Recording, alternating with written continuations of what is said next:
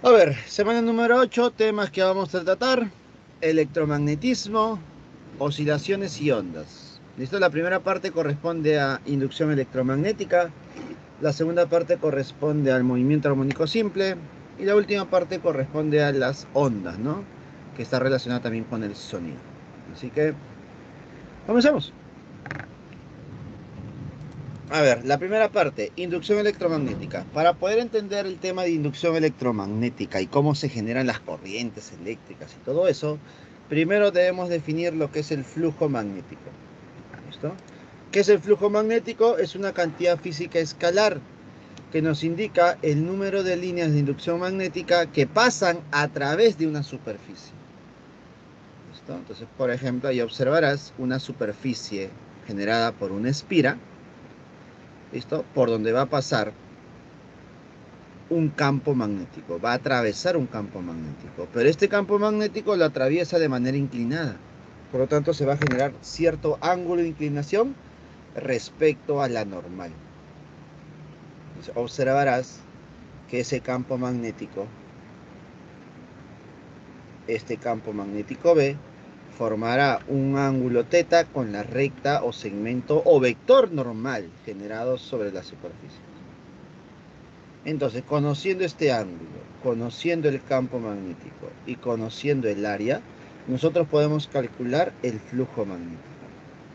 Este flujo magnético se calcula multiplicando el campo por el coseno del ángulo multiplicado por el área. Entonces, el flujo depende de tres cantidades, chicos. El flujo depende de tres cantidades: campo, ángulo y el área. Campo, ángulo y el área. ¿Correcto?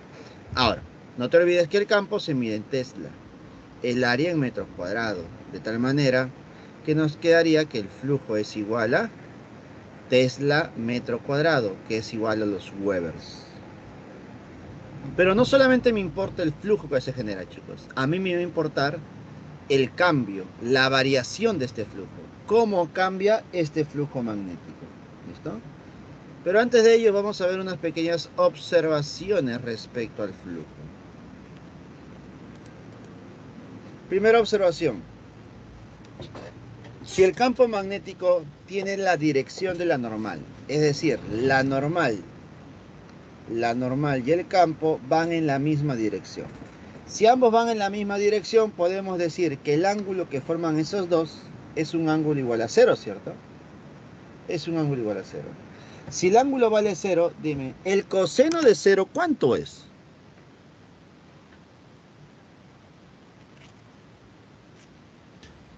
¿El coseno de cero cuánto es, chicos? El coseno de cero vale 1. Si el coseno de cero vale 1, por lo tanto el flujo es igual a campo por área. También podemos decir lo siguiente: si el coseno vale 1, tú sabes que el coseno varía entre menos 1 y 1. Entonces aquí está tomando el máximo valor. Si está tomando el máximo valor, entonces este flujo será máximo. Flujo magnético máximo. ¿Está? Segunda observación: si el campo magnético es opuesto a la normal, obsérvame. Según el observador, el campo magnético es hacia arriba, pero la normal es hacia abajo. Opuestos, ¿no? Al ser opuestos, el ángulo que forman es pi, 180 grados. 180 grados. Si el ángulo es 180 grados, se va a cumplir que el coseno de 180 es igual a menos 1. Si el coseno de 180 es igual a menos 1, entonces el flujo es igual a menos campo por área. Menos campo por el área.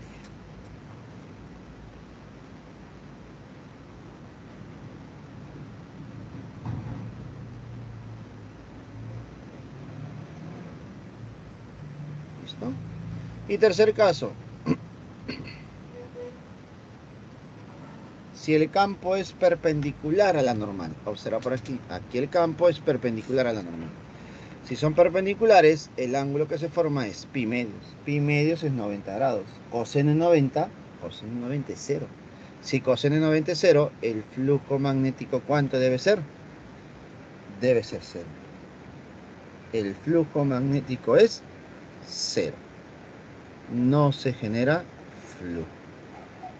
¿Listo? Entonces, te quiero hacer una pregunta. Ya teniendo estos tres casitos.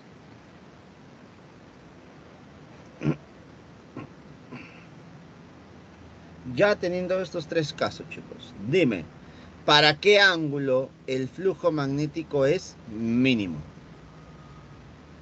A ver, comentan. ¿Para qué ángulo el flujo magnético es mínimo? 180 grados.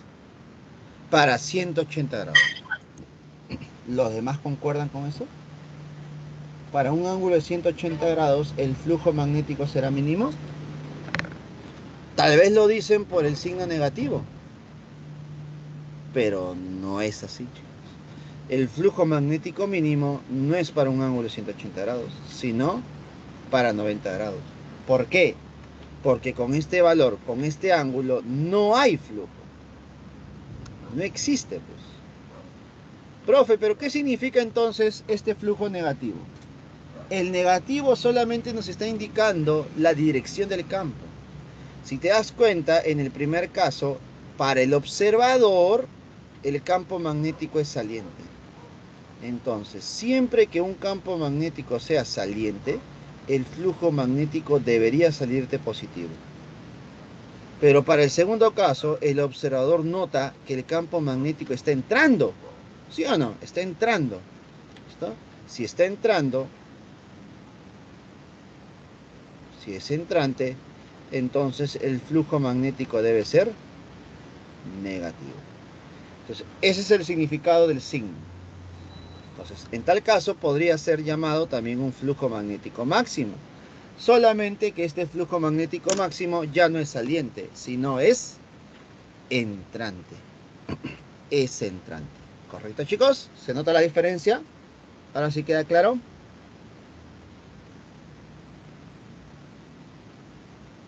Ahora sí nos queda claro, ¿cierto? Ya está. Listo, entonces, eso es lo que nosotros tenemos que analizar, ¿no? Cómo el flujo magnético está cambiando, ¿no? Se vuelve máximo, se vuelve mínimo, pero está variando, está cambiando. Y ese cambio del flujo genera la inducción electromagnética. ¿Qué es la inducción electromagnética? Es la generación de la corriente eléctrica debido a un flujo magnético variable. ¿Listo? Es la generación de corriente eléctrica debido a un flujo magnético variable. Para poder generar esa variación de flujo, debo tener un campo magnético externo. ¿Quién va a generar este campo magnético externo? Un imán. Ahí observas un imán. Ese imán va a generar el flujo magnético externo. ¿Y a través de dónde van a pasar las líneas de campo? A través de esa espira. Entonces, ahí tenemos la espira y ahí tenemos el campo magnético externo. Así que, toma nota. A ver, a través de esa espira van a pasar las líneas de campo generados por un imán. Tú sabes que un imán tiene dos polos, ¿no? Polo norte y polo sur magnético. ¿Listo? Polo norte y polo sur magnético. ¿Ya está? Del polo norte siempre salen las líneas de campo. Del polo norte siempre salen las líneas de campo. Y esas líneas de campo van a atravesar, escúchame bien, van a atravesar a la espira. Ella nació en Alemania, no, en Dinamarca. Ella es la mejor, ella es la... ¿Listo? A través de la espira van a atravesar líneas de campo. Por lo tanto, debido a esas líneas se va a generar un flujo. Existe flujo. Yo ya sé que existe flujo. ¿Listo? Pero lo que quiero es que este flujo cambie. Lo que quiero es que este flujo cambie. Para que el flujo cambie, lo que vamos a hacer nosotros es mover la espira, mover el imán. Vamos a mover el imán hacia la izquierda. Si yo muevo el imán hacia la izquierda, el imán se está acercando. Si el imán se acerca, las líneas de campo se acercan. Entonces ya no pasarán la misma cantidad de líneas. El número de líneas que atraviesa la espira van a aumentar. Y si el número de líneas aumenta, escucha bien, Si el número de líneas aumenta, aumenta el flujo, chicos. Aumenta el flujo. ¿Y qué pasa cuando el flujo aumenta? ¿Qué pasa cuando el flujo cambia? Cuando el flujo cambia, la espira se altera. Altera su equilibrio. Y como la espira altera su equilibrio, como la espira altera su equilibrio, ¿listo? Como la espira altera su equilibrio, trata de contrarrestar ese aumento. ¿Y cómo contrarresta ese aumento? Con líneas de campo inducido, líneas que él mismo las genera. ¿Listo? Entonces, esas líneas de campo inducido van a ser en dirección opuesta. ¿Por qué? Porque debe eliminar esas líneas que se están generando y que están aumentando. Debemos eliminarlas. Entonces, vamos a eliminarla mediante líneas de campo en dirección opuesta. Entonces, este campo inducido es generado por la espira. Ahora, ¿cómo así una espira puede generar su propio campo? Cuando una espira genera su propio campo, cuando a través de esa espira circula una corriente. Cuando a través de la espira circula una corriente eléctrica, podemos decir que esa espira está generando su propio campo magnético. ¿Correcto? Ahí está. Entonces, profesor, no solamente se está generando un campo magnético, no, sino que también se está generando una corriente eléctrica. Una corriente eléctrica, llamada corriente eléctrica inducida. Llamada corriente eléctrica inducida. ¿Listo? ¿Cómo puedes determinar tú la dirección, la orientación de esa corriente eléctrica?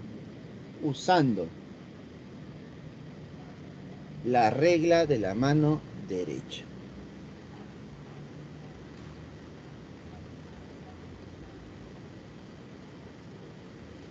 Mediante el uso de la regla de la mano derecha podemos encontrar que la corriente eléctrica estaría girando en sentido antihorario.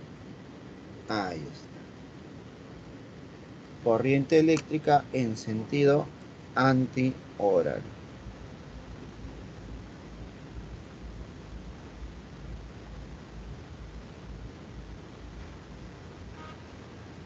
Listo, chicos. Por lo tanto, mira, acercando un imán hemos generado dos cosas hasta el momento. Hemos generado un campo magnético inducido y una corriente eléctrica inducida.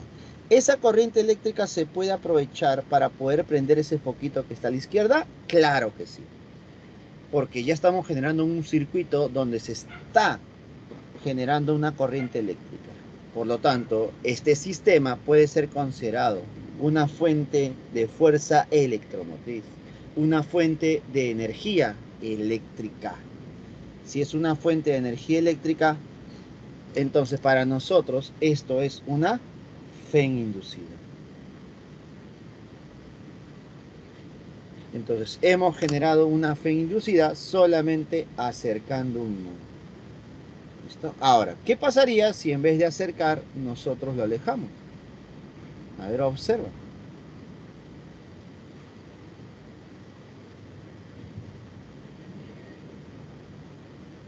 Observa por aquí. Tenemos el mismo sistema, ¿ya? El imán, que genera sus propias líneas de campo salientes. Esas líneas de campo atraviesan la espira, se genera un flujo.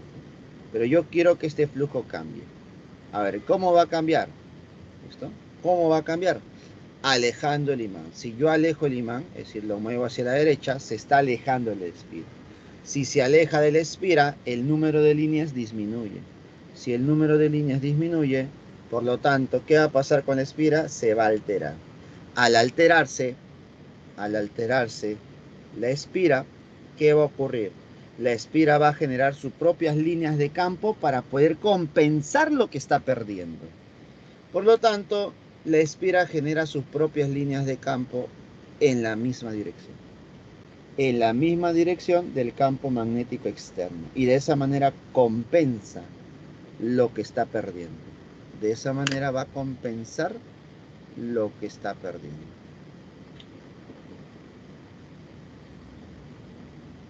Ahí está. Listo, y nuevamente genera su propia corriente eléctrica inducida y la dirección de la corriente lo puedes determinar con la regla de la mano derecha. Y llegarás a la conclusión que la corriente gira en sentido horario. Por lo tanto, este sistema se está comportando como una fe inducida. Y de esa manera tenemos todo el proceso de la inducción electromagnética. ¿Correcto? Observaciones. Primera observación. El voltaje producido por el flujo magnético variable se llama fe inducida. La corriente producida por la fe inducida se llama corriente inducida. El campo magnético producido por la corriente inducida se llama campo magnético inducido. Resumen. Siempre que existe una variación de flujo, esta variación de flujo produce una fe inducida. Esta fe inducida produce una corriente eléctrica inducida. Esta corriente eléctrica inducida produce un campo magnético inducido. Y a su vez, este campo magnético inducido se opone al cambio del flujo. Se opone. ¿Correcto? Entonces, eso es lo que tenemos en inducción electromagnética. Y todo esto es corroborado mediante la ley de Lenz. Ahí está.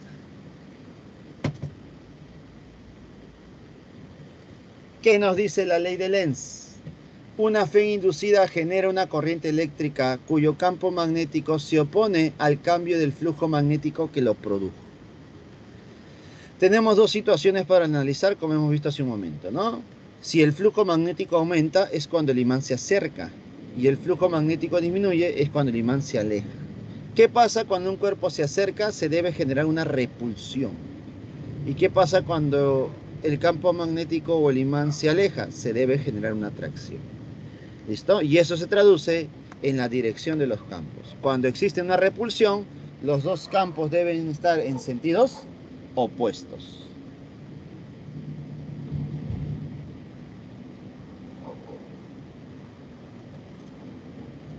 ¿Listo? Los dos campos deben estar en sentido opuesto cuando se genera una repulsión. Pero cuando hay una atracción, la dirección de los campos debe ser la misma, pues, ¿no? Atracción. ¿Ya está? Conociendo la dirección del campo magnético inducido, puedes encontrar la dirección de la corriente eléctrica inducida.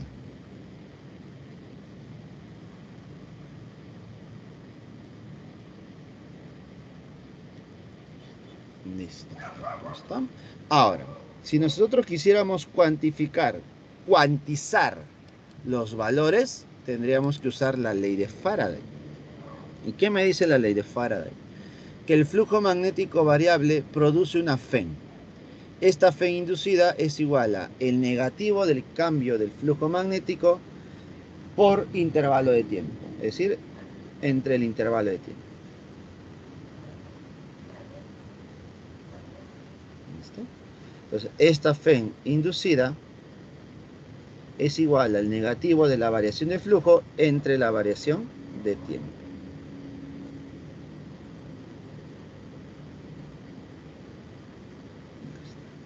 Donde el flujo se mide en Webers y el tiempo en segundos. Y Weber por segundos representa el voltio.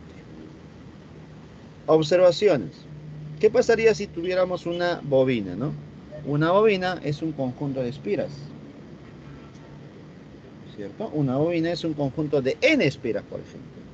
Por lo tanto, si tenemos n espiras, la fe inducida, ¿cómo se calcula?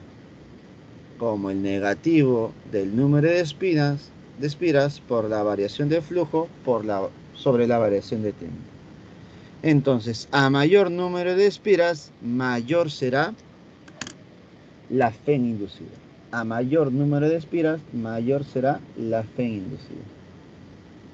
¿Correcto? Ahora, la ley de Faraday tiene un caso particular donde podemos aplicar todo esto. Ese caso particular es mediante la fe inducida generada o producida por un conductor en movimiento. ¿Listo? Fe inducida generada por un conductor móvil. cuando un conductor rectilíneo se mueve sobre rieles conductores en un campo magnético uniforme externo, B, perpendicular al plano de su movimiento, la fe inducida en el conductor móvil está dada por... La fe inducida es igual a menos campo por longitud por la rapidez. Entonces, esta es la manera de calcular la fe inducida generada por una varilla en movimiento, por un conductor en movimiento. ¿Listo? Ten en cuenta que se está moviendo de manera perpendicular. Es un conductor recto, ¿no? Realmente recto.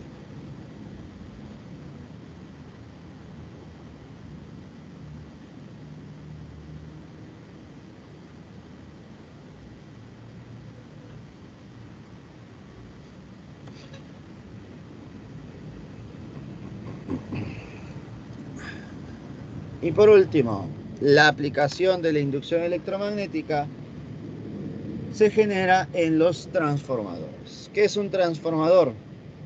Un transformador es un dispositivo que se utiliza para aumentar o disminuir el voltaje.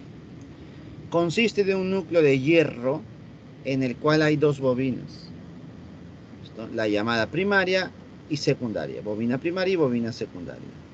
Donde se tienen dos diferentes números de espiras, ¿no? Número de espiras en el primario, número de espiras en el secundario. ¿Listo? Entonces ahí tenemos el núcleo de hierro.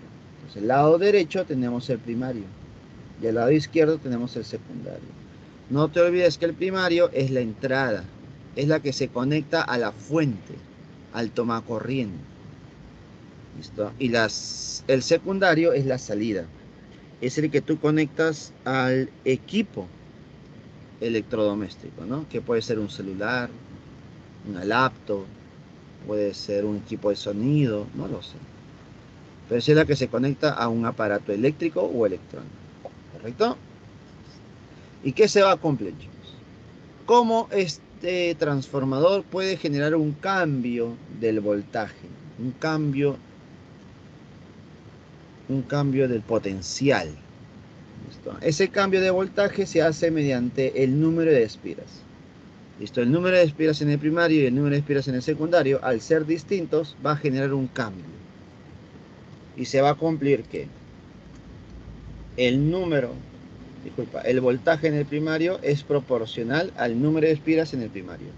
Como el voltaje en el secundario es proporcional al número de espiras en el secundario. Se cumple esa relación, ¿no? Entre el voltaje y el número de espiras hay una relación directamente proporcional, ¿no? A mayor número de espiras, mayor voltaje asociado. ¿Listo? Pero no solamente puedo analizar el número de espiras con el voltaje, sino que también puedo analizar la energía. ¿Listo? La energía que nos proporciona la fuente, es decir, la entrada, debe ser igual a la energía de salida. Es decir, lo que entra es igual a lo que sale, ¿no?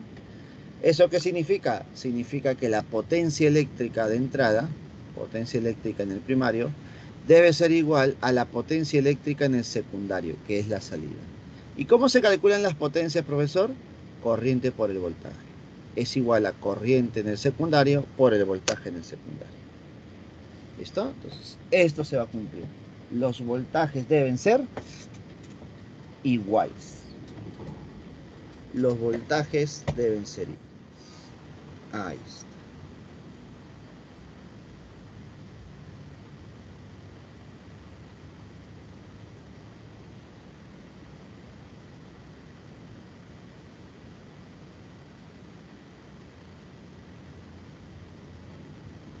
Listo.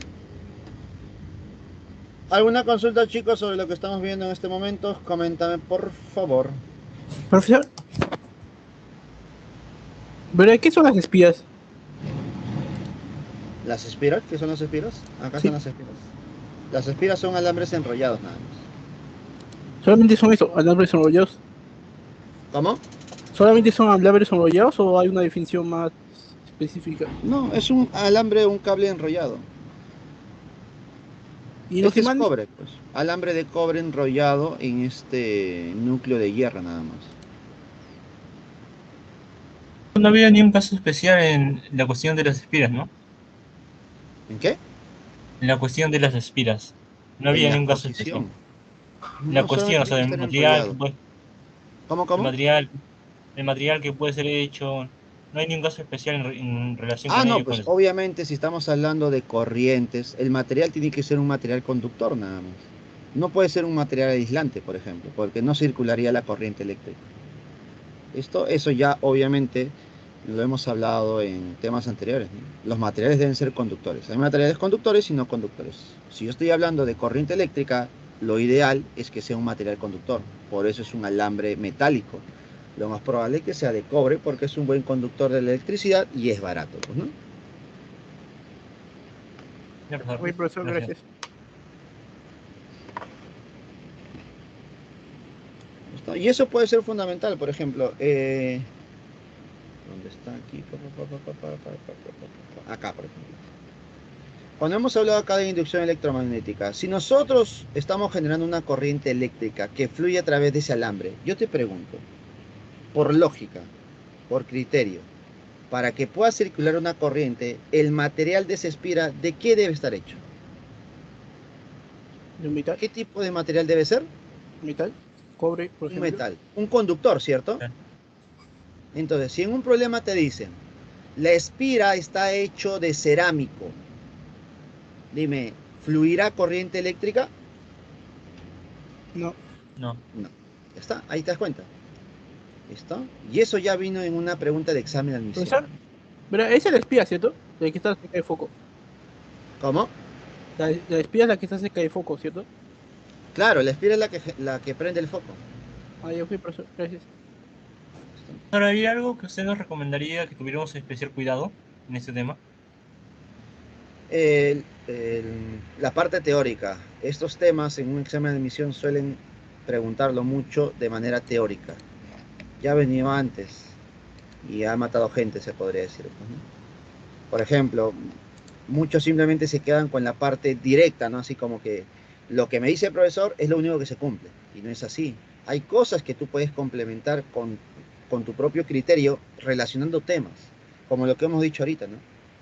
Porque tal vez en un problema tú dices, hay una espira, acerca un imán o aleja un imán, ya se generó campo y corriente, no necesariamente. Los materiales, como menciona su compañero, son muy importantes. Entonces, para generar corriente eléctrica, obligatoriamente el material debe ser un conductor. ¿Y por qué un conductor? Porque los materiales conductores tienen electrones libres que pueden moverse. Ese movimiento de cargas, ese movimiento de electrones genera la corriente. Si el material fuese un mal conductor, por ejemplo, un aislante, por más que tú acerques o alejes el conductor o alejes el imán, no se va a generar corriente, porque es un mal conductor. Entonces no hay corriente eléctrica ahí. ¿Listo? Y otro motivo que debes saber, ¿por qué la corriente está circulando? ¿Por qué circula? Porque es un circuito cerrado. Tal vez en un problema te ponen una espira que lo han cortado en un pedacito. Si yo corto la espira, por más que sea un buen conductor, no se genera corriente, porque para generar corriente debe ser un buen conductor de la electricidad, es decir, un conductor eléctrico, y además debe ser un circuito cerrado. Aquí es un circuito cerrado. Profesor, pero usted ha cortado la espira. Sí, pero le he conectado un foco y de esa manera he cerrado el circuito. ¿Te das cuenta? Eso es lo que tenemos que tener en cuenta. Es la parte teórica más importante de esta primera parte, por lo menos. ¿Correcto? Y lo mismo se puede deducir acá, pues, ¿no? Se va a generar una corriente eléctrica por la bobina primaria y por la bobina secundaria. Por lo tanto, estas espiras, que simplemente es un alambre enrollado, obviamente alambre conductor, generan el cambio del voltaje, pues, ¿no? En base al número de espiras, ¿no? A mayor número de espiras, como observarás en la parte inferior, a mayor número de espiras, mayor voltaje se tendrá. A menor número de espiras, menor voltaje se tendrá. Y de esa manera nosotros usamos los transformadores. Y aunque no lo creas, nosotros usamos todos los días transformadores. Tú usas todos los días un transformador. Por ejemplo, tu cargador es un transformador. El cargador que tú tienes es un transformador. Porque convierte el voltaje de entrada, que es 220, a un voltaje de salida, que es el voltaje con el cual trabaja tu celular. Y creo que pocos saben el voltaje con el cual trabaja su celular.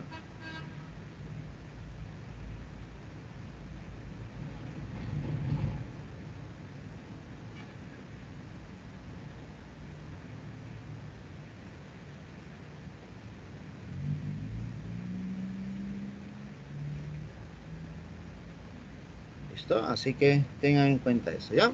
Listo. Entonces, con eso hemos terminado la primera parte de la teoría del día de hoy. Pasemos a la segunda parte, que sería el movimiento armónico simple. Para generar un movimiento armónico simple deben considerarse dos situaciones, dos condiciones. ¿Cuál es la primera condición? Que el movimiento debe ser oscilatorio. Obligatoriamente el movimiento debe ser oscilatorio. La segunda condición es que el movimiento debe ser periódico. El movimiento debe ser periódico. Entonces, si cumple con esas dos condiciones, de que es oscilatorio y es periódico, estamos ante un movimiento armónico.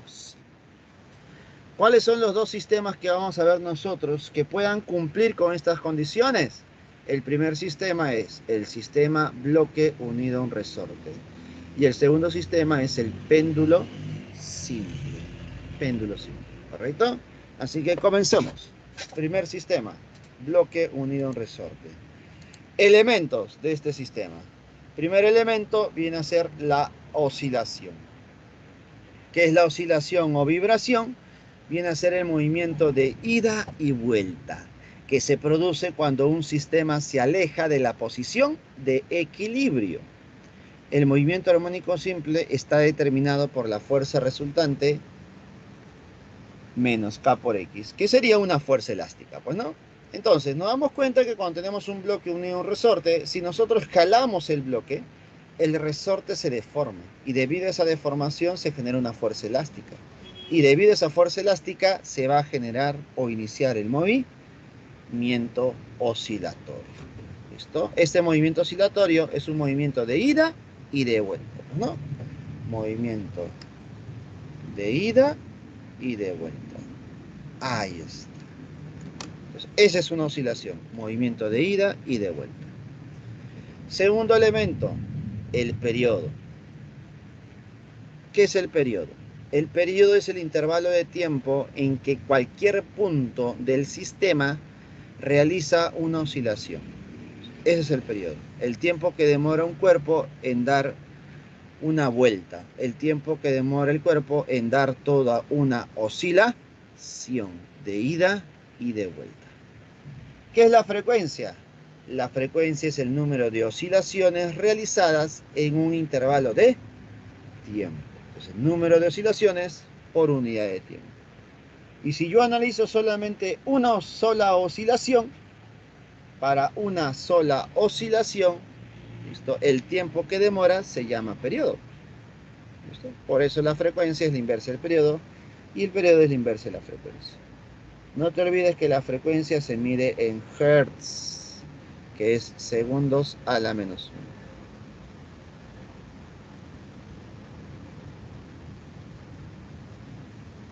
1. Listo.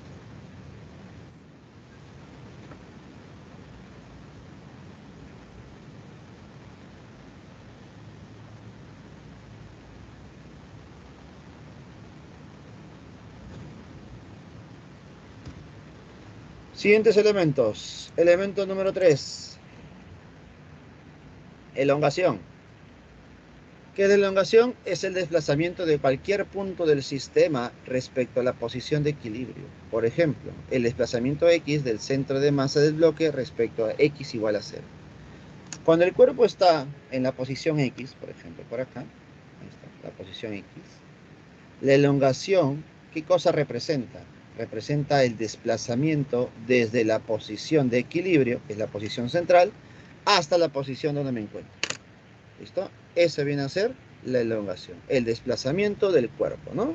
También puede ser representado por la deformación del resorte. Entonces, esta elongación es prácticamente lo mismo que la deformación del resorte. También podemos llamarla como la posición del bloque, ¿no? Entonces, puede ser la posición del bloque, el desplazamiento del bloque, puede ser la deformación del resorte. Lo podemos relacionar de esa manera. Cuarto elemento, amplitud. La amplitud. ¿Qué es la amplitud? Es la máxima elongación. Si es la máxima elongación, es la máxima deformación, el máximo desplazamiento, ¿sí? Por ejemplo, el máximo desplazamiento del centro de masa del bloque desde x igual a 0 hasta x igual a más menos a. Entonces, los máximos desplazamientos se generan desde el punto central hasta el punto extremo. ¿Cómo se llaman a esos puntos extremos? Los puntos que están a los costados se llaman puntos o posiciones de retorno. Y la posición central, ¿cómo se llama? Posición de equilibrio. Entonces, en las posiciones de equilibrio, en la posición de equilibrio no hay deformación. Pero en la posición de retorno, la deformación, ¿cómo es? Es máxima. La deformación es máxima, chicos. ¿Correcto? Entonces, ahí tenemos los elementos del movimiento armónico simple para el sistema bloque-resorte. Con estos elementos nosotros pasaremos a analizar la energía. Analizaremos la energía. A ver. Energía de un oscilador armónico simple. Entonces vamos a analizar la energía en dos posiciones distintas. Primera posición. Vamos a considerar una posición cualquiera, en cualquier posición. Ahí está. En esta posición X. Vamos a ponerle posición 1. Y la otra posición va a ser esta posición. Posición 2. Posición 2. Entonces, en la posición 1 habrá energía. ¿Qué energía habrá en la posición 1? En la posición 1, ¿el cuerpo tendrá velocidad? Sí. ¿Tendrá deformación? También. Pues, ¿no? Por lo tanto, en la posición 1 habrá energía cinética y también habrá energía potencial elástica. Habrán estas dos energías. ¿Listo? En la posición 2 nos damos cuenta que no hay velocidad, pero sí hay deformación y es la máxima posible. Por lo tanto, habrá deformación máxima. Habrá energía potencial elástica. ¿Listo? ¿Y qué va a ocurrir con esas dos energías? Deben ser iguales. ¿Y por qué deben ser iguales estas dos energías? Porque la superficie es lisa. Cuando la superficie es lisa, hablamos de un sistema conservativo. Y si es un sistema conservativo, la energía mecánica en el punto 1 y la energía mecánica en el punto 2 deben ser iguales. Deben ser iguales.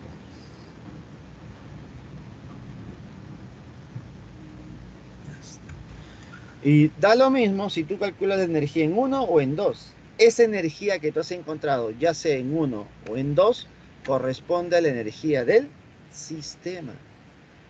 ¿Listo? Y si esa es la energía del sistema, entonces podemos decir que la energía del sistema es igual a 1/2 de la constante por la amplitud al cuadrado. 1/2 de la constante por la amplitud al cuadrado. Esta viene a ser la energía del sistema. No es la única manera de calcular la energía del sistema. También podemos calcular la energía del sistema usando la energía cinética máxima o la energía potencial elástica máxima, que viene a ser lo mismo. ¿Correcto? Entonces tiene formas distintas de calcular la energía del sistema. Mediante la energía potencial elástica máxima o la energía potencial elástica máxima. También se podría incluir en el proceso la fórmula primera señalada, ¿no? ¿Cómo? La primera fórmula señalada. A ver, Donde hay energía cinética y tanto la energía cinética. ¿Cómo? elástica. A ver. También se puede, o sea, también se podría hallar energía del sistema mediante energía cinética y elástica.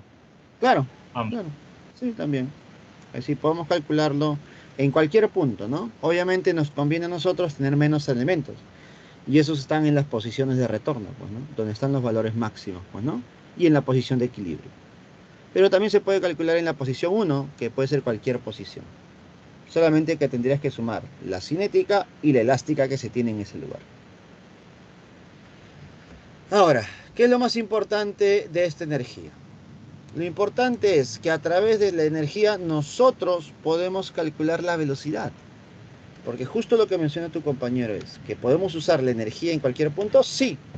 Y si yo analizo esta energía en cualquier punto y de esta igualdad despejo la velocidad, nos va a quedar lo siguiente. La velocidad de un oscilador armónico simple. Al despejar me quedaría que esa rapidez o la velocidad es igual a raíz cuadrada de la constante de rigidez entre la masa por la amplitud al cuadrado menos x al cuadrado. Ahí está.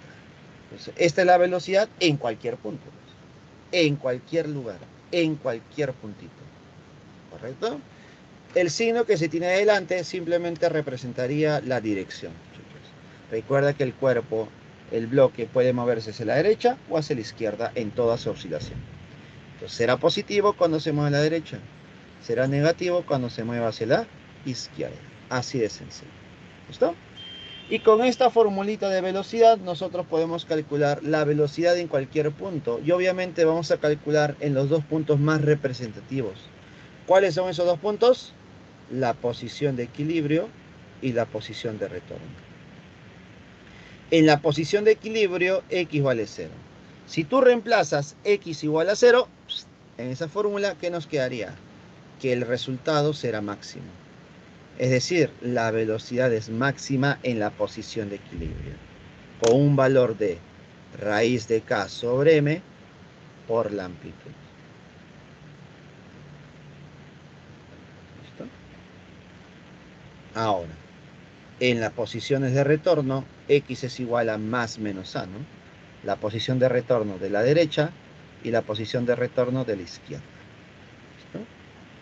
Al reemplazar en la ecuación, nos quedaría que la velocidad en esa posición de retorno, ¿cuánto sería? Sería 0.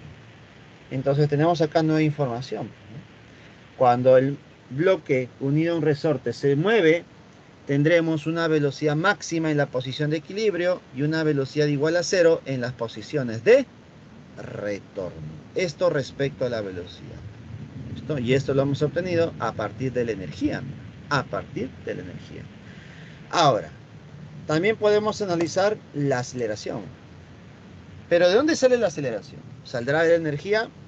Sí se puede sacar de la energía, pero para eso necesitas saber otros operadores, como derivadas o integrales, esas cosas, ¿no? Por lo tanto, vamos a hacerlo de manera más práctica a nivel preuniversitario. Podemos decir que si yo quiero la aceleración del bloque, podemos usar la segunda ley de Newton. La fuerza resultante es igual a masa por la aceleración, donde la fuerza resultante es igual a menos k por x. Y esto es igual a masa por la aceleración. De aquí despejas la aceleración. ¿Qué nos quedaría? Que la aceleración es igual a menos k sobre m por x. Esta sería la aceleración en cualquier posición, en cualquier punto. ¿Correcto? Y quiero que notes algo. La aceleración y la elongación tienen signos diferentes. Si la elongación es positiva, la aceleración es negativa. Si la elongación es negativa, la aceleración es positiva. ¿Correcto? Es decir, que ambos van en direcciones opuestas. Listo, chicos. Como ya tengo la fórmula para calcular la aceleración en cualquier lugar, ¿listo? En cualquier posición, podemos encontrar los valores más comunes, ¿no? Que viene a ser la aceleración en la posición de equilibrio y la aceleración en las posiciones de retorno. Entonces, en la posición de equilibrio, cuando x es igual a 0, si x vale 0, ¿cuánto me sale la aceleración? Me sale 0. En la posición de retorno, cuando x es igual a más menos a, posiciones de retorno, la aceleración, ¿cómo debe ser? Máxima. Entonces, la aceleración máxima es igual a k sobre m por la amplitud. K sobre m por la amplitud. Donde el signo nuevamente representa la dirección de la aceleración, ¿no? Simplemente la aceleración. La dirección, por hecho, de la aceleración. ¿Correcto, chicos? Entonces hemos visto energía, hemos visto velocidad, hemos visto aceleración. Para dar término al tema de movimiento armónico simple para un sistema bloque-resorte, nos faltaría solamente ver el periodo con el cual se mueve este bloque. Entonces, el periodo de oscilación de un sistema bloque-resorte. ¿Listo? Para este bloque de masa M y resorte de constante elástica K, se va a cumplir que el periodo es igual a 2pi por la raíz de la masa sobre la constante de rigidez. ¿Listo? 2pi por la raíz de la masa sobre la constante de rigidez.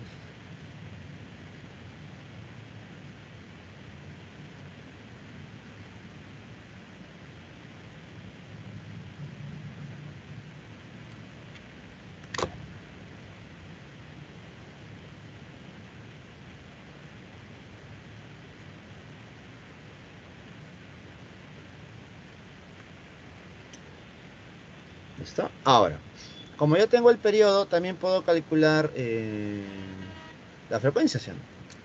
La frecuencia es la inversa del periodo. Por lo tanto, la frecuencia tiene la siguiente forma. 1 sobre 2pi por la raíz de K sobre M. 1 sobre 2pi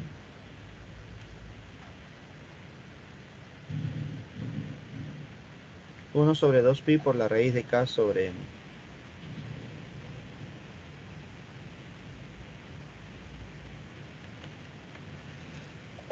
Listo.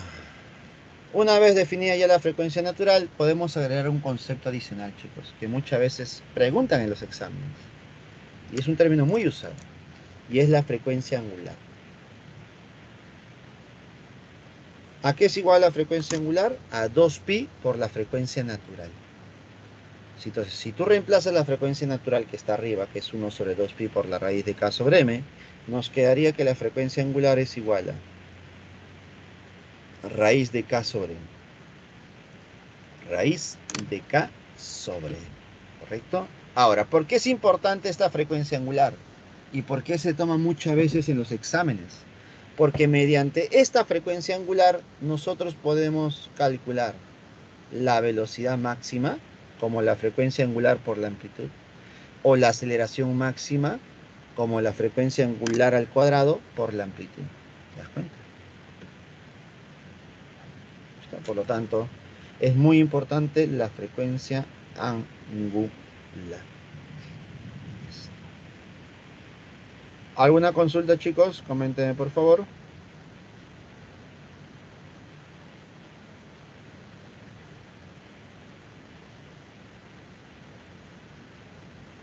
Solamente nos faltaría el siguiente sistema, que sería el péndulo simple. Ya hemos visto todo respecto al bloque unido a un resorte, ahora nos falta el péndulo simple. ¿Qué es un péndulo simple? Un péndulo simple es un sistema conformado por una cuerda o una varilla ideal, sujeta a un cuerpo de masa arbitraria, el cual oscila en un plano vertical. ¿Correcto? Entonces ahí tenemos la pesita de cierta masa M, el cual va a empezar a oscilar, a moverse de derecha a izquierda. Y de esa manera tenemos un movimiento oscilatorio. Profesor, ¿ya será armónico simple? No. Que sea oscilatorio no significa que sea armónico simple. Recuerda que debe ser oscilatorio y también debe ser periódico. Para considerar que sea periódico, debes despreciar todo efecto del viento.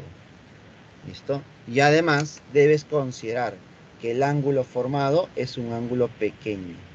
Para San Marcos se considera ángulo pequeño menor que 10 grados. Un ángulo menor que 10 grados. Ya está.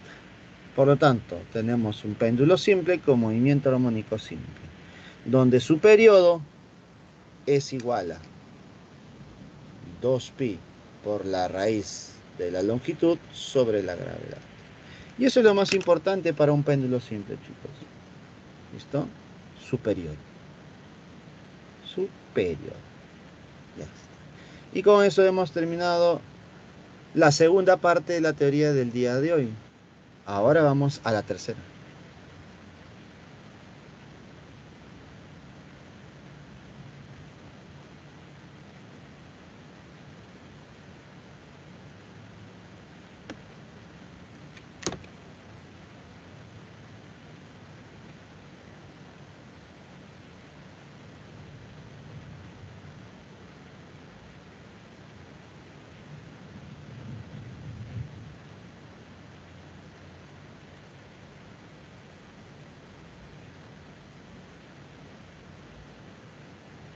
A ver.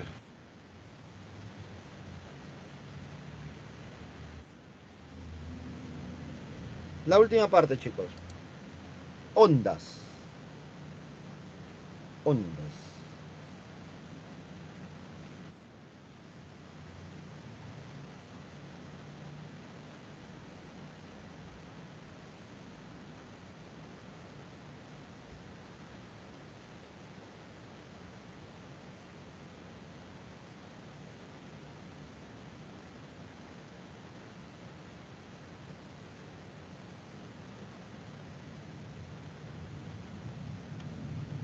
¿Qué es una onda? Como su nombre lo dice ahí. Una onda es una perturbación. ¿Listo? Una perturbación o deformación de un medio, a través del cual se transmite energía, pero no se transporta materia. Eso es sumamente importante. Se transmite energía, pero no materia, chicos. ¿Correcto? Decir que la materia no se transporta, la materia solo vibra. Entonces, cada punto del medio que vibra respecto a la posición de equilibrio y igual a 0, tienen máximas elevaciones. Esos puntos de máxima elevación se llaman crestas. Y los puntos de máxima depresión se llaman valles. Entonces, hay crestas y hay valles, ¿no? Las crestas son los puntos de máxima elevación. Acá están. Crestas. Y los valles son los puntos de máxima depresión. Valles. ¿Listo? Vamos a ver los elementos de una onda. A ver. Primer elemento. ¿Por qué es importante identificar esos puntos de máxima elevación y puntos de máxima depresión? Porque en base a esos puntos yo voy a encontrar la longitud de onda. ¿Qué es la longitud de onda? Es la distancia que hay entre dos crestas consecutivas o la distancia que hay entre dos valles consecutivos. ¿No? Entonces tú ubicas dos crestas consecutivas, ya tienes una longitud de onda.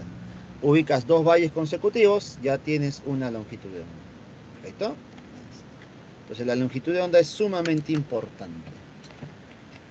Segundo elemento, la frecuencia. ¿Qué es la frecuencia? Es el número de vibraciones de cada punto del medio en un intervalo de tiempo. Nos vamos a dar cuenta que el medio va a empezar a vibrar, pues, ¿no? De arriba hacia abajo, de arriba hacia abajo, de arriba hacia abajo. Entonces, el número de vibraciones por unidad de tiempo corresponde a la frecuencia. Y si yo analizo o considero solamente una vibración, el tiempo se llama periodo. Entonces, la frecuencia es la inversa del periodo, como ya hemos visto antes, ¿no? Siguiente elemento, la amplitud. ¿Qué es la amplitud? El máximo desplazamiento de cada punto del medio vibrante con respecto a la posición inicial de equilibrio. Entonces, el máximo desplazamiento de cada punto vibrante respecto a la posición de equilibrio. Esa amplitud, chicos, acá está, acá está. Esta amplitud es el desplazamiento vertical, por si acaso, ¿ya? Es el desplazamiento vertical. Observaciones. Una onda se llama armónica cuando todos los puntos del medio realizan movimiento armónico simple. ¿Listo? Ese movimiento del medio perturbado que vibra de arriba hacia abajo, de arriba hacia abajo, de arriba hacia abajo, ¿listos? Es un movimiento armónico simple. Por lo tanto, al ser un movimiento armónico simple, la energía que transporta es igual a un medio de la constante K por la amplitud al cuadrado. Donde tú dirás, no, profe, una constante K. ¿Hay resorte? No hay resorte. Pero el medio se estará comportando como si fuera un cuerpo elástico. Por eso es constante elástica del medio. Y A es la amplitud, pues, chicos, ¿no? La que ya conocemos. Ahora, ¿por qué es importante identificar estos elementos? Porque mediante estos elementos nosotros podemos encontrar la rapidez de una onda. Mediante los elementos de una onda podemos encontrar la rapidez de propagación de una onda. Y se va a cumplir que esa rapidez es igual a lambda sobre el periodo o lambda por la frecuencia. Dos formas distintas de calcular la rapidez de propagación. ¿Listo? Lambda sobre periodo o lambda por la frecuencia. ¿Listo? Observaciones respecto a esta rapidez, longitud de onda y la frecuencia. La rapidez de una onda depende de las propiedades del medio. ¿Qué significa eso? Si la onda pasa de un medio 1 a un medio 2, entonces la rapidez cambia, porque la rapidez depende del medio. 2.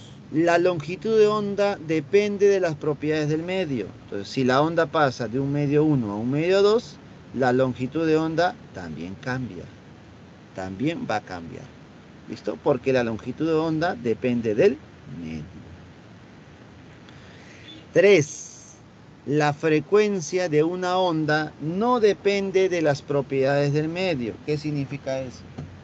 Si una onda pasa de un medio 1 a un medio 2, entonces, escucha bien, no se genera cambio alguno. La frecuencia es la misma. ¿Por qué? Porque la frecuencia no depende del medio. ¿Y de quién depende del medio? De la fuente, chicos. Y cuando se genera una onda, la fuente no cambia, la fuente es constante. Por ese motivo, la frecuencia se mantiene constante, por más que la onda pase de un medio 1 a un medio 2, de un medio 2 a un medio 3, no importa. No importa. ¿Listo? A ver, continuemos. Caso particular. Rapidez de una onda en una cuerda. Observa por aquí. Tenemos una cuerda donde la señorita va a estirarla, se puede decir, a tensarla, ¿listo? Y mediante pequeños movimientos de arriba hacia abajo se va a generar ondulaciones, ¿listo? Entonces la rapidez de propagación de la onda, de la ondulación, se calcula con la raíz cuadrada de la fuerza F entre mu. Profe, ¿qué cosa es F? Es la fuerza de la cuerda, es la tensión en la cuerda. ¿Listo? O es la fuerza con la cual la señorita o la jovencita está jalando la cuerda. ¿Listo? Que igualito a la tensión, ¿no? ¿Y qué cosa es mu? Mu es la densidad lineal. ¿Qué es la densidad lineal? Masa sobre longitud.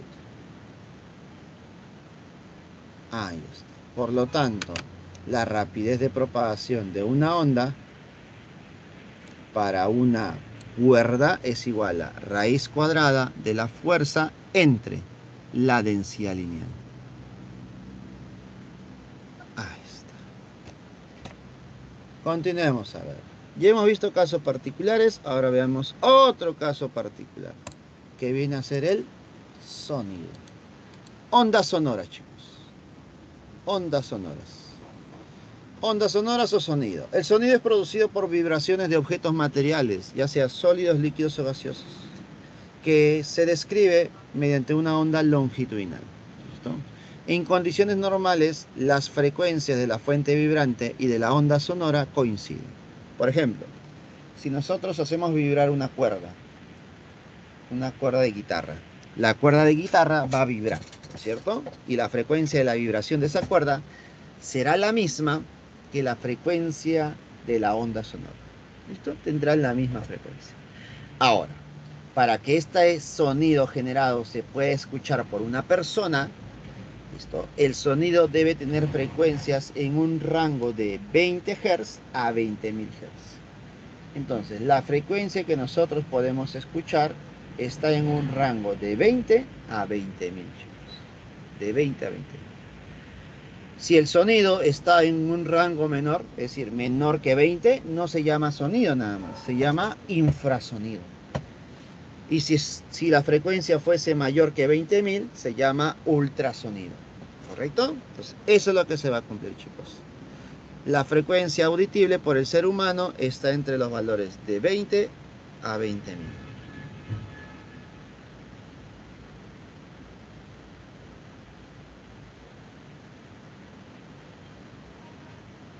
Listo. Ahora, ¿qué debemos hacer con el sonido? Lo más importante es la intensidad. La intensidad del sonido. La intensidad del sonido nos indica la rapidez con que la energía de la onda sonora llega a la unidad de área. ¿Listo? La intensidad es la rapidez con la cual la energía llegará a esa superficie de área. De tal manera que podemos calcular la intensidad como la energía por unidad de área y por unidad de tiempo. Y esto es igual a la potencia sobre área. Entonces, hay dos maneras distintas de calcular la intensidad. Como potencia sobre área o como potencia por área y por tiempo, ¿no? Y recuerda que el tiempo nos representa el concepto de rapidez, pues, ¿no? Cuando tú analizas la rapidez, siempre debes medirlo en función del tiempo, ¿correcto? Ya está.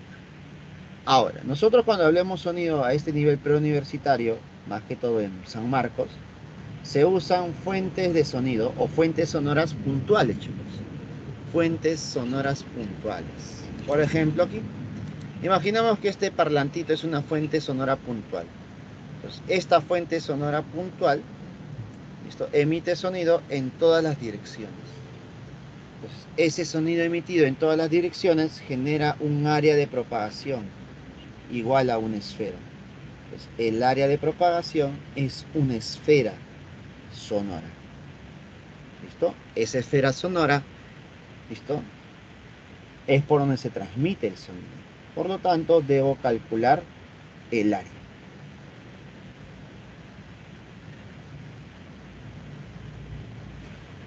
Entonces, se va a cumplir que la intensidad es igual a potencia sobre área, donde el área es el área de una esfera.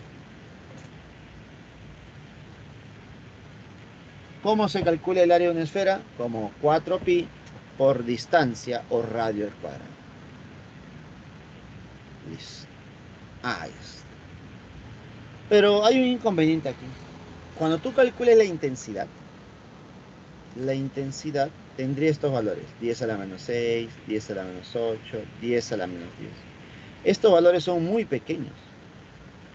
10 a la menos 6 es 0,00000001. 10 a la menos 10 es 0,00000001. ¿Te das cuenta? Entonces, cuando tú trates de analizar esos valores pequeños, se te va a hacer muy complicado. Se va a hacer muy complicado analizar esos valores muy pequeños. Por ese motivo, estos valores que te salen de intensidad se convierten, se modifican a otro sistema llamado logaritmo. Entonces, vamos a pasar todos estos valores a un sistema logarítmico. Pero cuando lo convertimos a un sistema logarítmico, ya no se llamará intensidad, se llamará nivel de intensidad. Y el nivel de intensidad se calcula con esta formulita: 10 veces el logaritmo de la intensidad I que quiero convertir entre la intensidad umbral.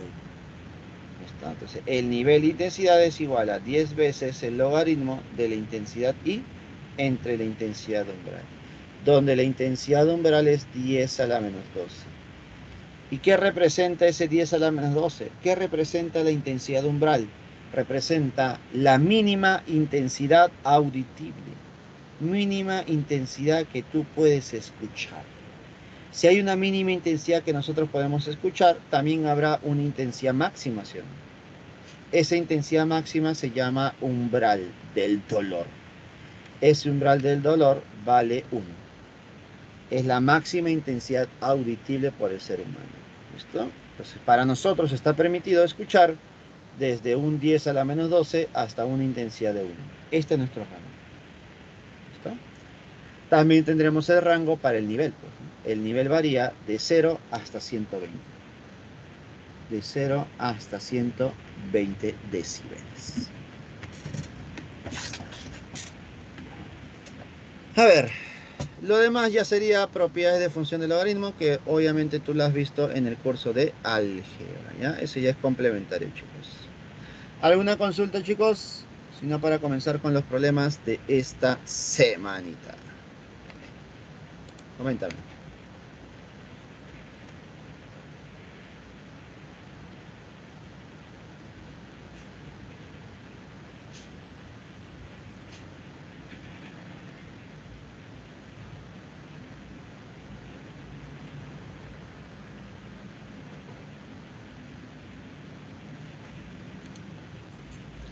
Listo, entonces comencemos con los problemas, chicos, rápidamente.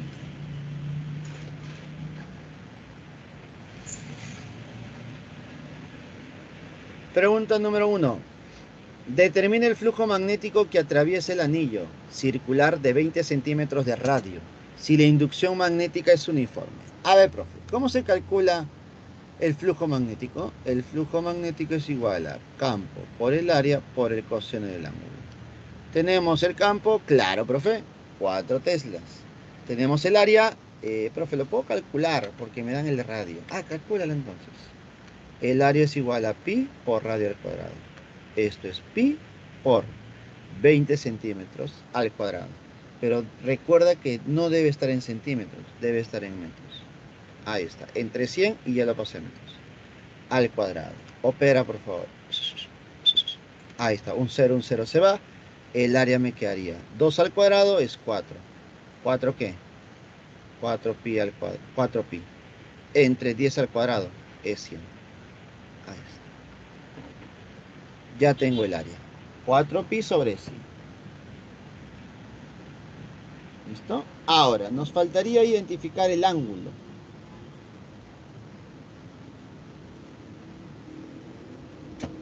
¿Cuál sería el ángulo? Para determinar el ángulo debo graficar el campo y el vector normal. El campo está por aquí. El vector normal es perpendicular a la superficie. Entonces, entre el campo y la normal, claramente se forma un ángulo de 60 grados. Entonces, este ángulo de 60 grados ya tengo todo. Entonces diremos, el flujo magnético es igual al campo, que vale 4, por el área, que sería 4 pi sobre 100,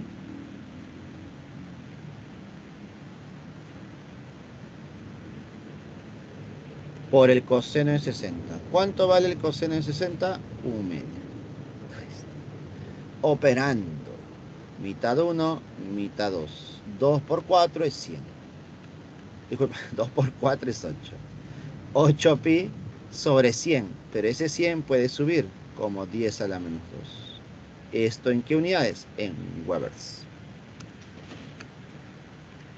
Problema número 1, la B. Efectivamente, Vladimir.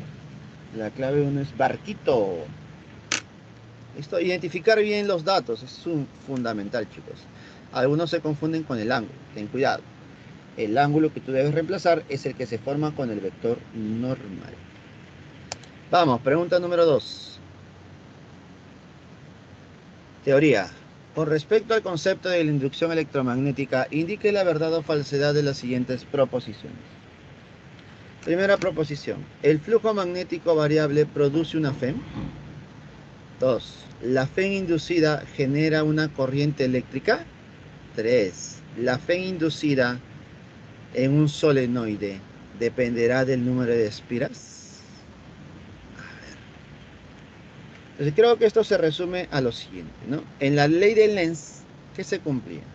Que debido a una variación de flujo se generaba una FEM inducida. Debido a esta FEM inducida se generaba una corriente eléctrica inducida. Debido a esta corriente eléctrica inducida se genera un campo magnético inducido. Y este campo magnético inducido se opone a la variación de flujo. Ahí está. Por lo tanto, la primera proposición, ¿el flujo magnético variable produce una FEM inducida? Sí, produce una FEM, verdadero. La segunda, ¿la FEM inducida, esta FEM inducida, genera una corriente eléctrica? Sí, genera una corriente, verdadero. Y la 3, ¿la FEM inducida en un solenoide depende del número de espiras? A ver, ¿cómo se calcula la FEM? La FEM es igual al número de espiras por variación de flujo sobre variación de tiempo. Entonces, si yo quiero calcular la FEM, dependerá del número de espiras, ¿cierto? Por lo tanto, sería verdadero. Todas son verdaderas, chicos. A mayor número de espiras, mayor será la FEM. Problema 2, avioncito, efectivamente. Vamos, siguiente preguntita. Pregunta número 3. Ya, esta es propiedad, ¿eh? Esta es propiedad. Ni siquiera lo debo pensar. Marco nomás. A ver, ¿cuál sería la respuesta? La figura muestra un cuerpo esférico de radio R, situado en la región de un campo magnético horizontal uniforme de magnitud B. Determine el flujo magnético a través de la superficie esférica. A ver, esta es propiedad. Siempre que yo tenga un cuerpo sólido, cualquier cuerpo sólido que sea, imaginemos que sea una papa, cualquier cuerpo en realidad, ¿no? Obviamente conductor, ¿no? Obviamente conductor. ¿Listo? No, bueno, cualquier superficie en realidad, porque solamente es flujo. No estoy calculando la inducción, sino el flujo nada más. ¿Ya está? Solamente el flujo. Siempre que pasa un campo a través de este cuerpo,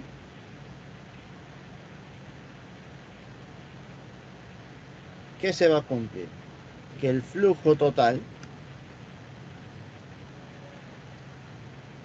es igual a 0. Así de sencillo. Por lo tanto, ¿cuál vas a marcar? La E. La E de nano. ¿Por qué, profesor? La demostración es sencilla también, ¿no? Mira, si tú separas la esfera en dos partes iguales, tienes la parte de la izquierda y tienes la parte de la derecha. Lo que nosotros hemos visto en la teoría, a ver, en la parte de la derecha, este campo magnético está saliendo. Si el campo magnético sale, dime, ¿su flujo sería positivo o negativo? Si el campo magnético es saliente, el flujo magnético es positivo, ¿sí? ¿Está? Pero para el otro lado, nos damos cuenta que el campo magnético es entrante. Si el campo magnético entra, el flujo magnético es negativo. Entonces, cuando yo quiera calcular el flujo total, voy a tener que sumar el flujo entrante más el flujo saliente. El flujo entrante es negativo, el flujo saliente es positivo. Pero como las figuras son prácticamente la misma, te va a salir uno 10 y el otro menos 10. Uno te saldrá 20 o el otro menos 20. ¿Me dejo entender? Así que la suma de ambos sería 0. Listo. Problema número 3. Enanitos, chicos. Enanitos verdes. Ya está. ¿Alguna consulta, chicos, hasta el momento? Coméntame, por favor.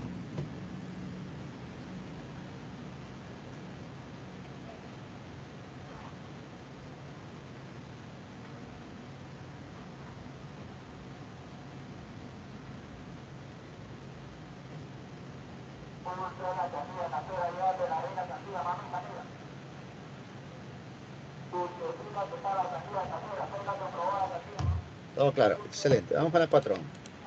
Pregunta número 4 dice, la sección transversal de una bobina delgada, una bobina es un conjunto de espiras, ¿no? En este caso 10 espiras. Está ubicado perpendicularmente a las líneas de inducción de un campo magnético uniforme cuya magnitud vale 0,1 Tesla.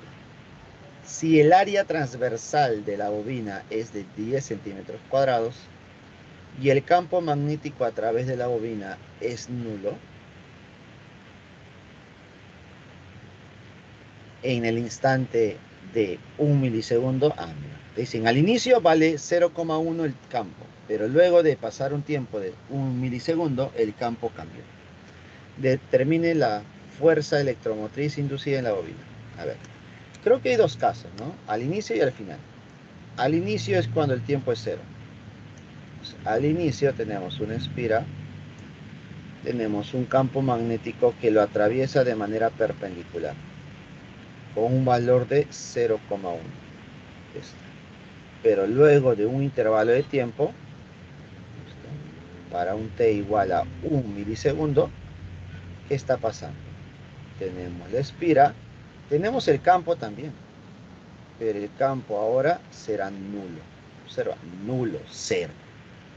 Entonces, en base a este cambio del campo, ¿cuánto será la Fe?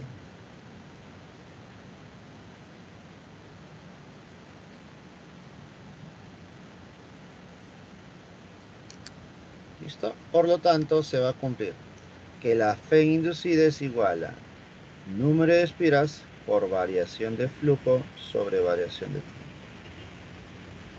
Ahí está. Pero te das cuenta que el área se mantiene constante, ¿sí o no?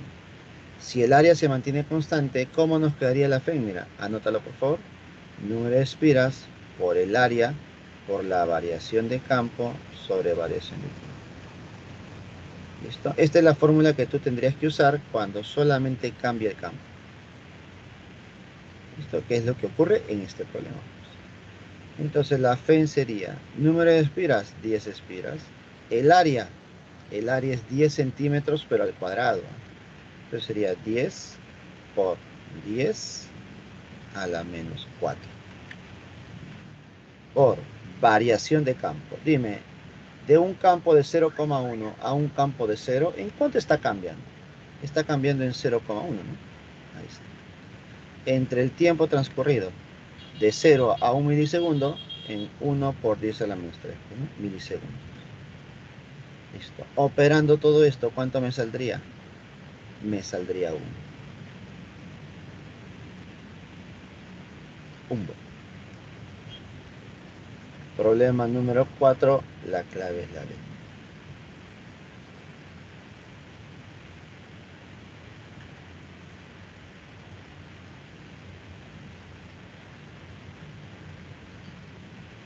Pregunta número 4, resuelta. Vamos, siguiente pregunta.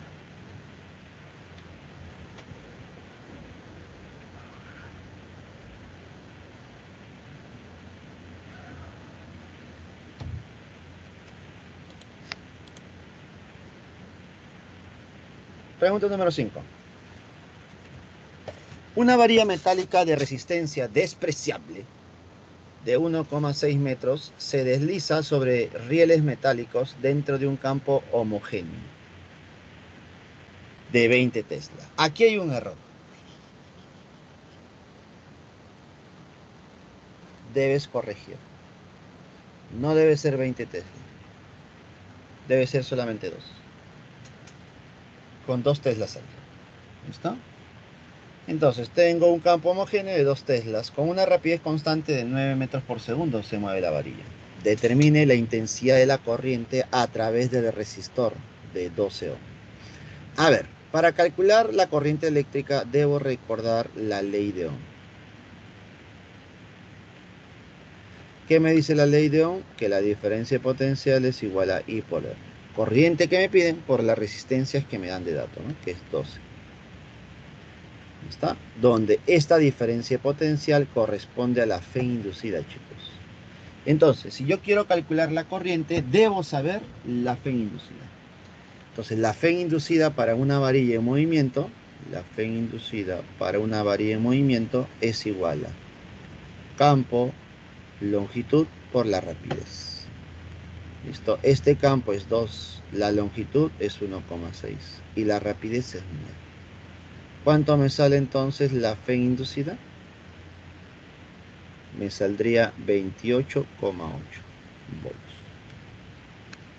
Esta es la fe nada más. Con esta fe aplicas la ley de Ohm y diremos, la diferencia de potencial es 28,8. La corriente es lo que me pide. Y la resistencia sería 12. Ahí está. Por lo tanto, la corriente, ¿cuánto saldría? 2,4 amperes. Pregunta número 5. La clave es la C. Ahí está.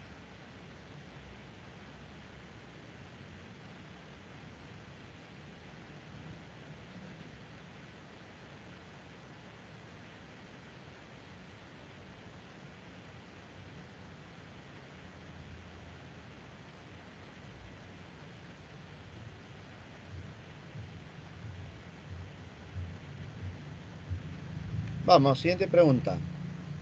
¿Alguna consulta hasta el momento? Coméntenme, por favor.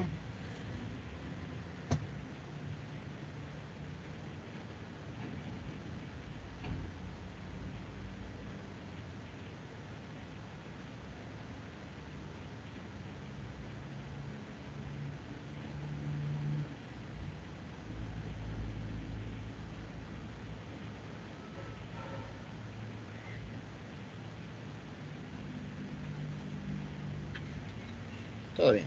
Excelente.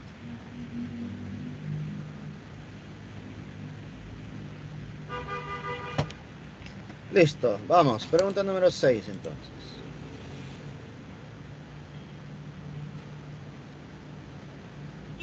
La longitud de onda en una cuerda de 20 centímetros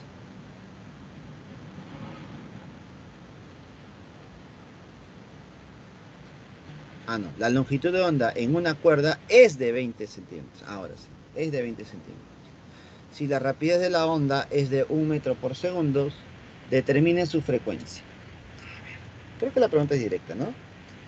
A ver, sabemos que la rapidez de una onda es igual a lambda sobre el periodo, lambda por la frecuencia, o en el peor de los casos, es distancia sobre tiempo.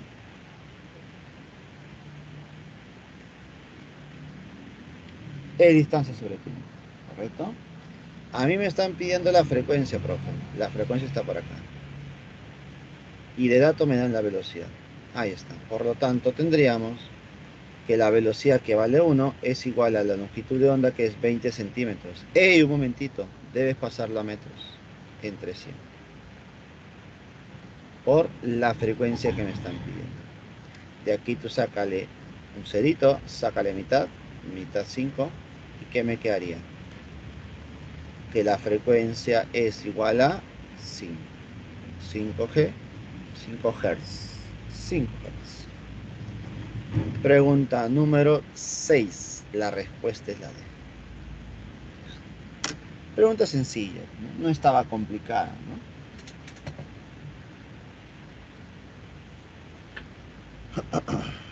Vamos, siguiente preguntita.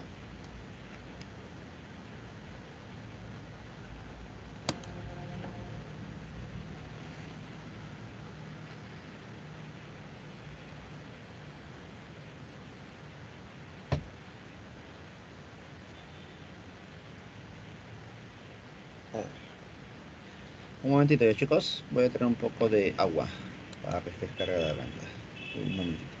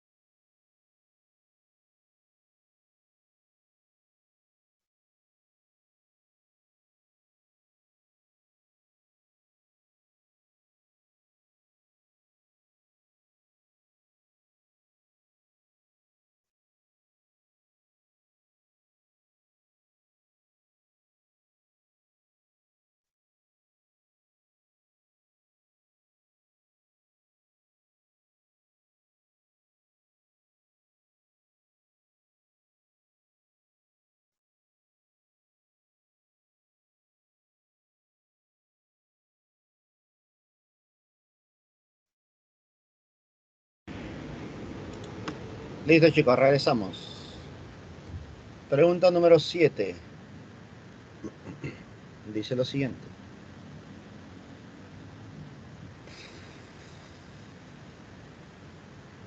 Dice, un péndulo simple realiza 12 oscilaciones cada 4 segundos. Si la longitud del péndulo se reduce en un 64% y la masa se triplica, determine su nuevo periodo. A ver.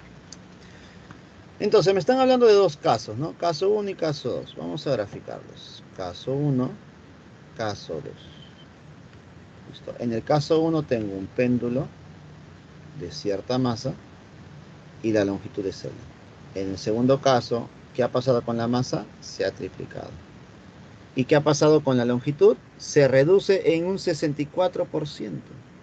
Si se reduce en un 64%, la longitud será el 36%, ¿no? De la longitud inicial. ¿Listo? Ya está. Ahora, para el primer caso me dicen que el péndulo realiza 12 oscilaciones cada 4 segundos. ¿Eso qué dato es? La frecuencia. La frecuencia es número de oscilaciones por unidad de tiempo. Por lo tanto, 12 oscilaciones entre 4 me sale 3. La frecuencia es 3 Hz.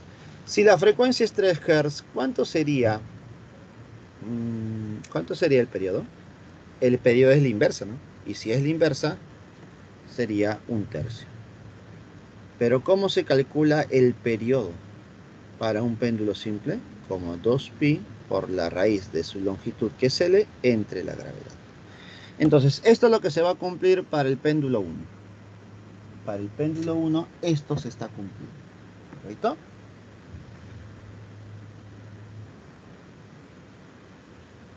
Ahora, para el péndulo 2, ¿qué está ocurriendo? Para el péndulo 2, el periodo es igual a 2pi por la raíz de la nueva longitud. Pero la nueva longitud es 36% de la longitud inicial. Esto entre la gravedad. Profesor, ¿ese 36% lo debo sacar? Sí, saca. 36% es 36 sobre 100. Raíz de 36 sobre 100 es 6 sobre 10. ¿Listo? Y esto por 2pi por la raíz de L sobre G. ¿Listo? Donde me voy a dar cuenta que toda esta nubecita ya tiene un valor. ¿Y cuánto vale? 1/3. Por lo tanto sería 6 décimos por 1/3. Y 6 décimos por 1/3, ¿cuánto sería? 6 entre 3 es 2 y 2 entre 10 es 0,2 segundos. Efectivamente. Pregunta número 7, la clave es la B. Barquito, chicos. Barquito. Vamos con la siguiente. Siguiente pregunta. Claro. ¿La masa en algo afectó o nada del problema? ¿Tú qué crees? Yo creo que solo lo equilibró. La masa no afecta en nada. El periodo nunca es afectado por la masa. ¿Listo? Por más que tú coloques un cuerpo de masa M o un cuerpo de masa 3M, igualito, se generaba el mismo periodo. Porque te das cuenta que el periodo no depende de la masa.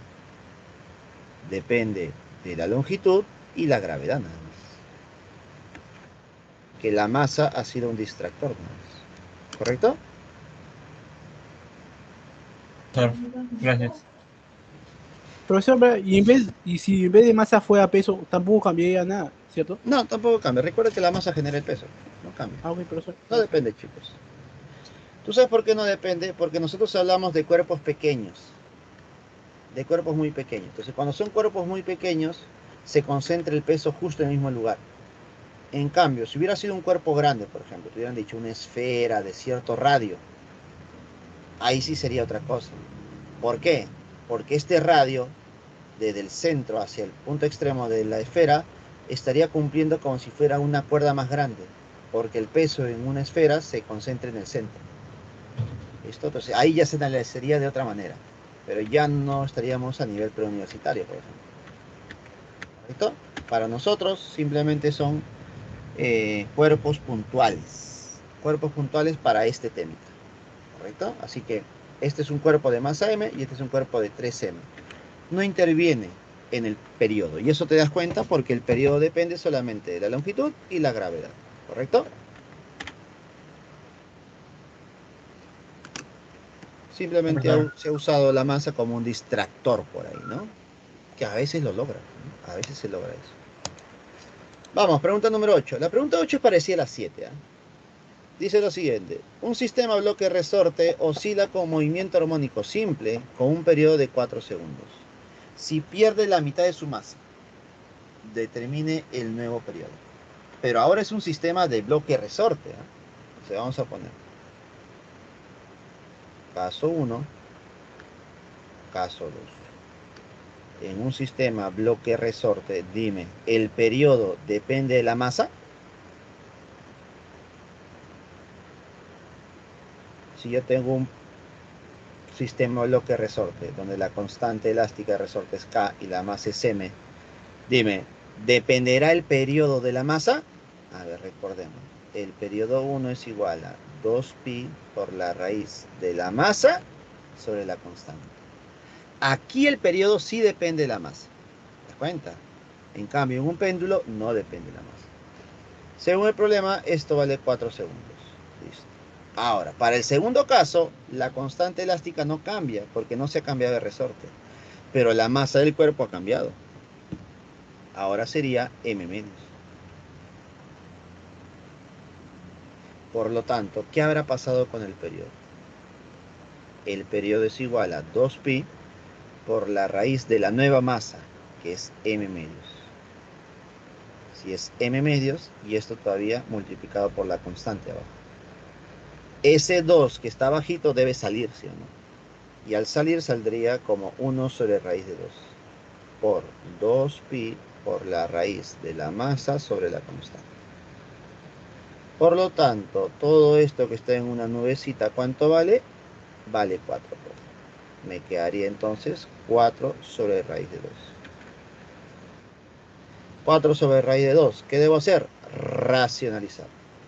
Por raíz de 2, por raíz de 2.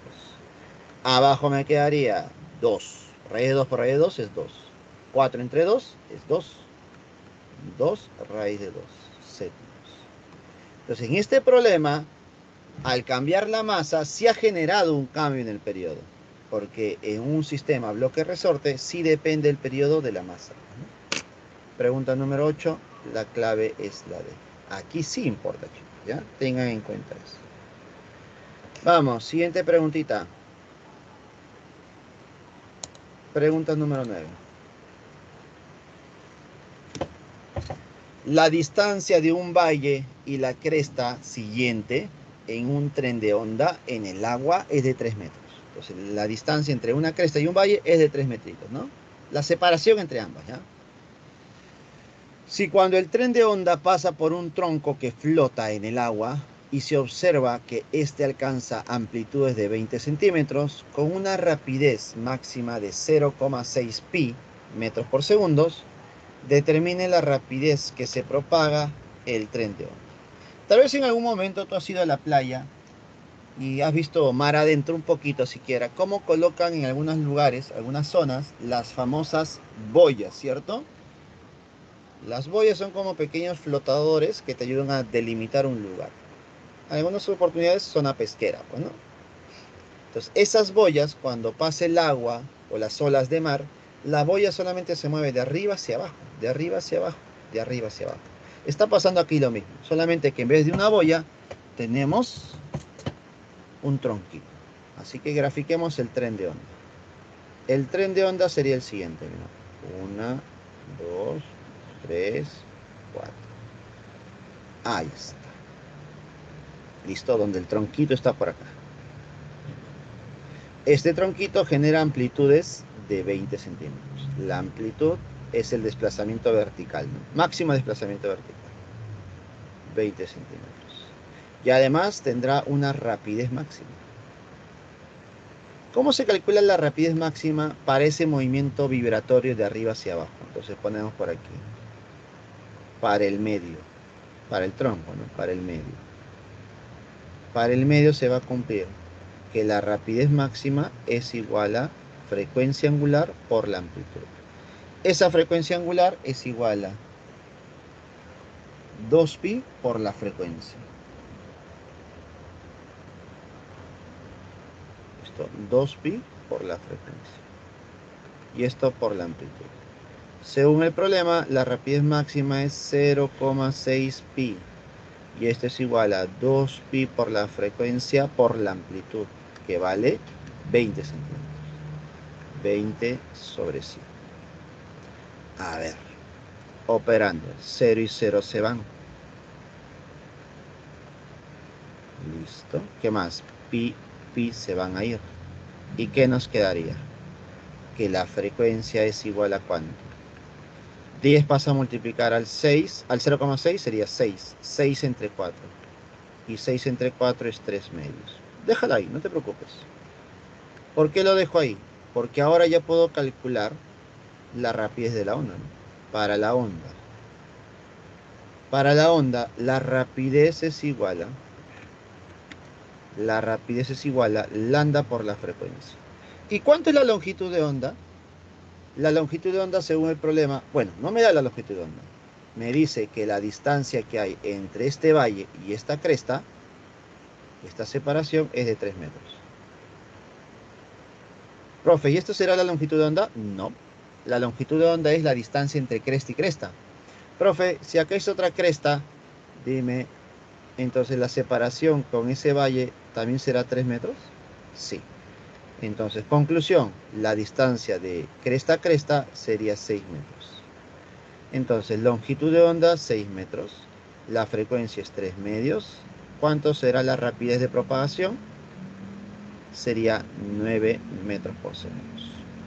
Problema número 9, la respuesta sería la C. Casita, chicos. Casita. ¿Correcto? Ya está.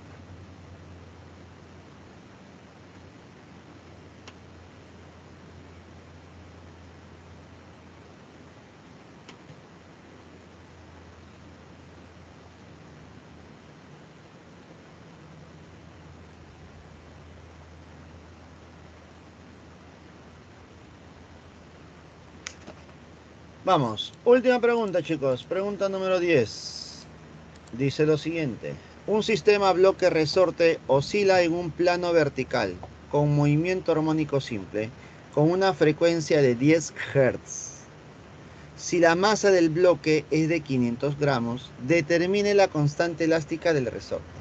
Mira, la pregunta es directa, no es complicada, porque me están hablando de la frecuencia. Y me dicen que la frecuencia es 10 Hz. Pero recuerda que la frecuencia lo usamos también, pero más importante es el periodo, porque el periodo se relaciona con todas las cantidades. Entonces, el periodo sería 1 sobre 10.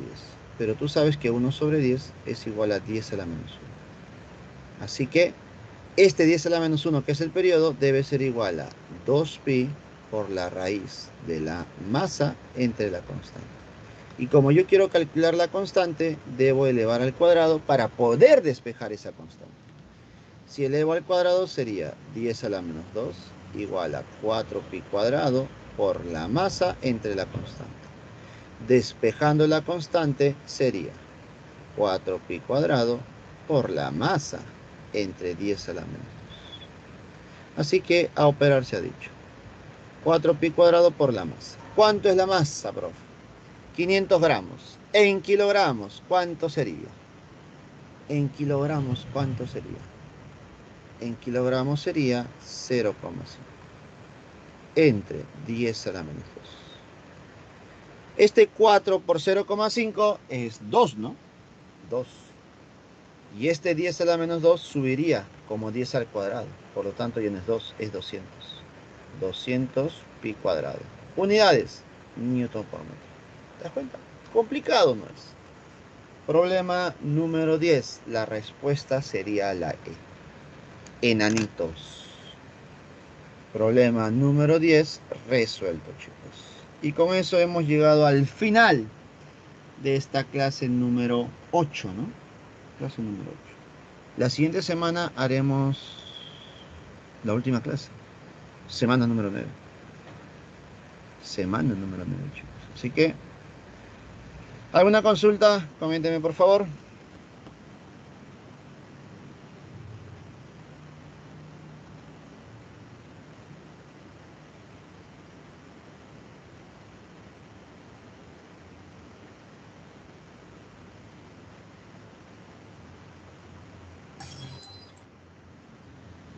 Profesor,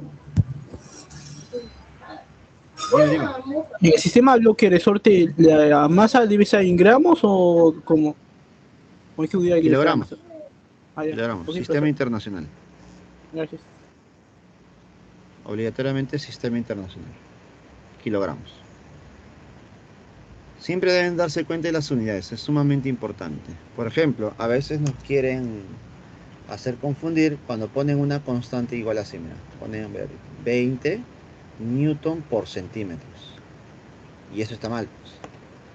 ¿Listo? Lo tienes que usar, sí, pero no este valor de 20, tienes que convertirlo. Como abajo está en centímetros, debes pasarlo a metros. Entonces, cuando yo lo paso a metros, ya bueno, lo voy a colocar así, ya, newton y abajo centímetros. Este centímetros, ¿cuánto vale? Este centi vale 10 a la menos 2.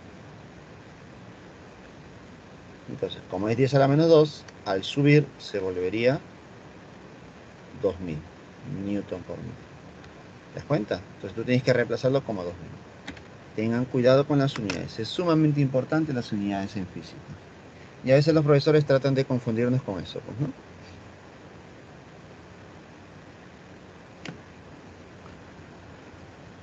Listo, ¿alguna consulta más, chicos?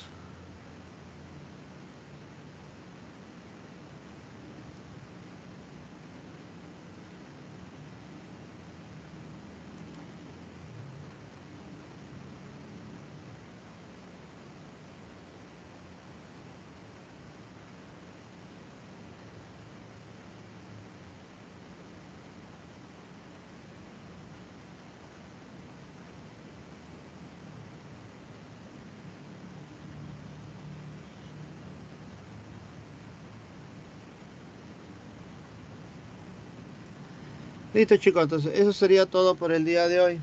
Nosotros ya nos vemos la siguiente semana con la última clase. La siguiente semana son temitas nuevos, muy novedosos, así que vengan leyendo un poco respecto a esos temas para que no te puedas complicar. ¿Listo, chicos? Cuídense mucho. Muy buenas tardes con todos. ¿O alguna cosa que tengas? Nada más, chicos, cuídense. Hola, profesor, cuídese. Igualmente, chicos, cuídense mucho. Hasta luego. Igualmente, chicos, gracias por su participación. Y gracias por su tiempo.